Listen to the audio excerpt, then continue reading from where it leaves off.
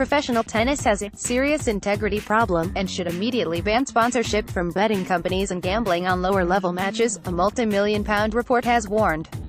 The independent review of integrity in tennis, set up in January 2016 following reports of match fixing, also found that the sport provided fertile breeding ground for corruption and accused authorities of not doing enough to heed warnings of the problem, although it did not discover any evidence of a cover-up. The interim review, led by Adrian Lewis QC and based on over 1,000 interviews with players and officials in the game, said the biggest problems were to be found at the lower levels of the game on the Futures Tour, a fact first revealed by The Guardian early in 2016 because prize money was so low, leaving players ripe for manipulation by gamblers. As the review pointed out, only 336 men in world tennis and 253 for women at least broke even when it came to prize money, and that was before accounting for coaching costs. The nature of the game lends itself to manipulation for betting purposes, the report stated. The player incentive structure creates a fertile breeding ground for breaches of integrity. Today, tennis faces a serious integrity problem. Detection is difficult, not least because at many lower levels there are no spectators and inadequate facilities to protect players from potential corruptors, the review added. Moreover, underperformance is often attributed to tanking, which is often tolerated. The player incentive structure creates a fertile breeding ground for breaches of integrity, with only the top 250 to 350 players earning enough money to break even.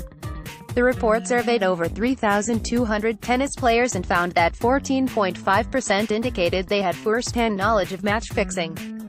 Another 16.4% of respondents had first-hand knowledge of a player betting on tennis. According to the report, much of the problems were down to the International Tennis Federation's decision to sign a lucrative 5-year deal worth $70 million with the data company Sportradar to distribute live scores from very small tournaments around the globe. That meant the bookmakers could provide odds on those matches, particularly on the lucrative in-play market, where odds shift as the games progress, and unscrupulous gamblers had a prime opportunity which they could ruthlessly exploit.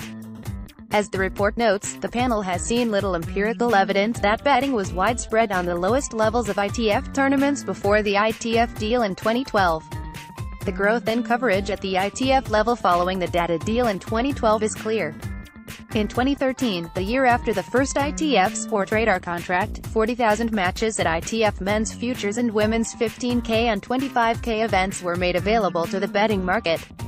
By 2016 that number had increased to over 60,000. Umpires were sometimes involved too. As The Guardian reported in 2016, under the terms of the Sportradar deal, umpires are asked to immediately update the scoreboard after each point using their official IBM tablets. This score is then transmitted around the world to live score sites and bookmakers, allowing the latter to update their prices as the match proceeds. However, umpires deliberately delayed updating the scores for up to 60 seconds, allowing gamblers to place bets knowing what was going to happen next.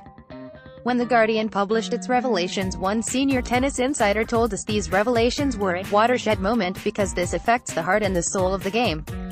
The report admitted there was no simple solution of panacea to deal with the problem now faced. But as part of its proposals for change, the review proposed eliminating sponsorships from tennis. Players are precluded from having such sponsorship, it said. The same should apply to tournaments.